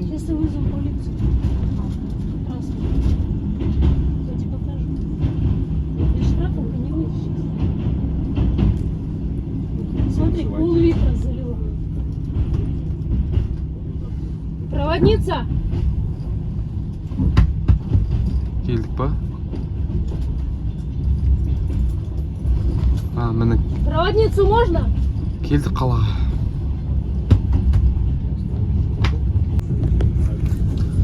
Қай жері? Вокзалында біраз бар екен ғой. Мен мосттан кейін вокзалыма да ойлап қалсам. Көпірден өттік. Мына көріністер маған таныс. Мен ютубтан көрген сияқтымын осы жерлерді. Бір орыстағы видеоға түсіреді, поездарын постоянно осы жүреді.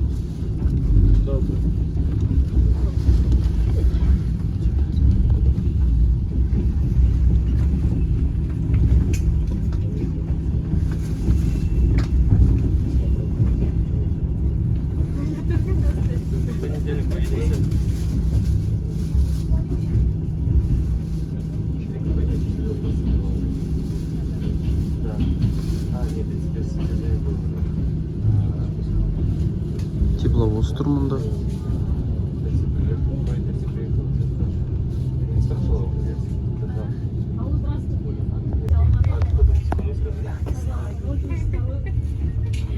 Девятый вагон, 032 вход. Мне кажется, да. Ана вокзал ғой? Бұяқта ремонт жасалмаған ба, жасап қойған ба? Жасап қойған сияқты ғой.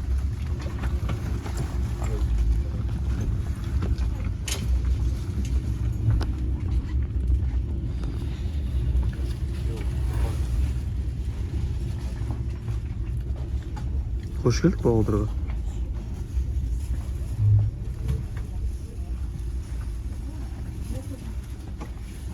Тут на стиль нифиговый, да?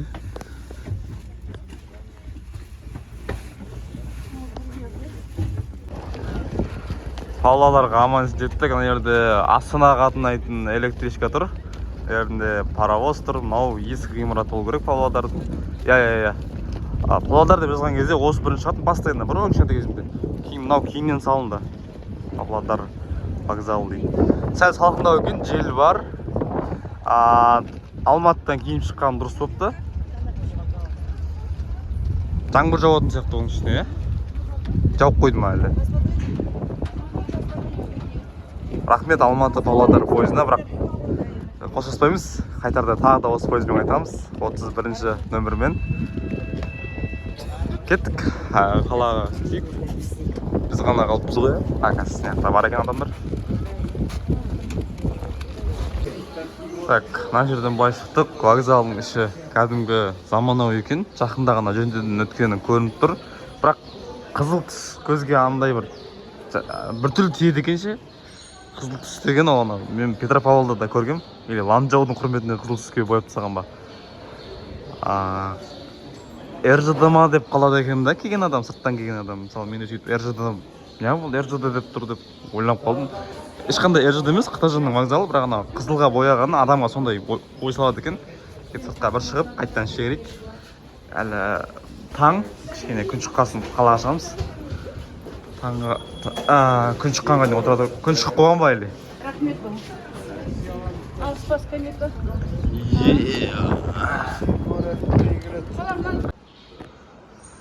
Қазір сәл уақытта шығарымды аяқтаймыз достар. Мінекей түсті. Түнелге түсесіздер ғой. Түнел түскеннен кейін бірден астыған шығады екенсіздер да, қалаға бірден шығып кетеді екенсіздер. Қайттан көтеріліп, қайттан түсу деген жоқ екен. Күту залына көтерілсеңіз бірден перронға шығып кетіп алады екенсіздер. Егер де пойызыңыз арғы бетте болса, астыға түсіп, қайттан былай өтіп былай шығып кетіп алады екенсіздер. Экскаваторлар байқамадым, экскаваторлар жоқ. Жайлылық аймағы дейді, мәссаған. Казминералс компаниясы өз қаражатына осы вокзалды жөндеуден өткізген екен. Байқалып тұр, өте қатты жақында ғана жөндеуден өткені. Мен де андай бір түрлі сөйлеп отырмын ше, ұйқым қанбағаннан ау. Вокзалдарына айтайын, бір максималды түрде бір 10-нан 10 деген баға беретін ем. Өте керемет. Таблода қолайлы жерде. Кофе де бар екен, масханасы да бар астында. Кеттік, мына бетте не бар екен? Мына жақ бос екен, бұл жерде әлі кәдеге асырмапты. Бұл жерді мүмкін асхана ретінде салған болар, иә. Асхана бар деп айтты, бірақ маған. Ана жерде Қазақстанның картасы тұр. Анау тұрған Түркістан облысы. Түркістан облысы деп ауыстырмаған ғой, ол. Оңтүстік Қазақстан облысы деп тұр ғой, ұят қой, ол. Павлодар әкімдігі. Оңтүстік Қазақстан облысы емес біз ғой, азын озып кетті ғой. Абай облысы болып тұр. Жетісу облысы. Бізде Оңтүстік Қазақстан деп қойған. Қызық. Ауыстырар, иә. Бірақ Түркістанды бөлек, Шымкентті бөлек қойған, иә, ол дұрыс.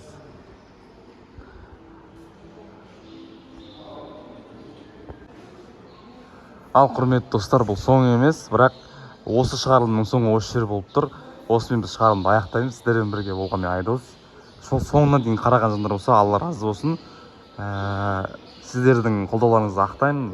Бұйырса бұдан кейінде де осындай керемет шығарылымдар болады. Барлықтарыңызға рахмет. Шығарылымды осы жерден аяқтаймын. Бүгіндікке осы шығарылым осы жерден аяқталды. Енді сәл шыдасаңыздар, бір-екі күнде тағы да шығарылым болады. Ол осы шығарылымның жалғасы болады. Павлодар, Алматы. Онда спойлер бере салайын. 31-ші пойыз, яғни осы пойыздың кері бағытымен қайтатын боламыз. Ендеше, қош, сау болыңыздар. Павлодар.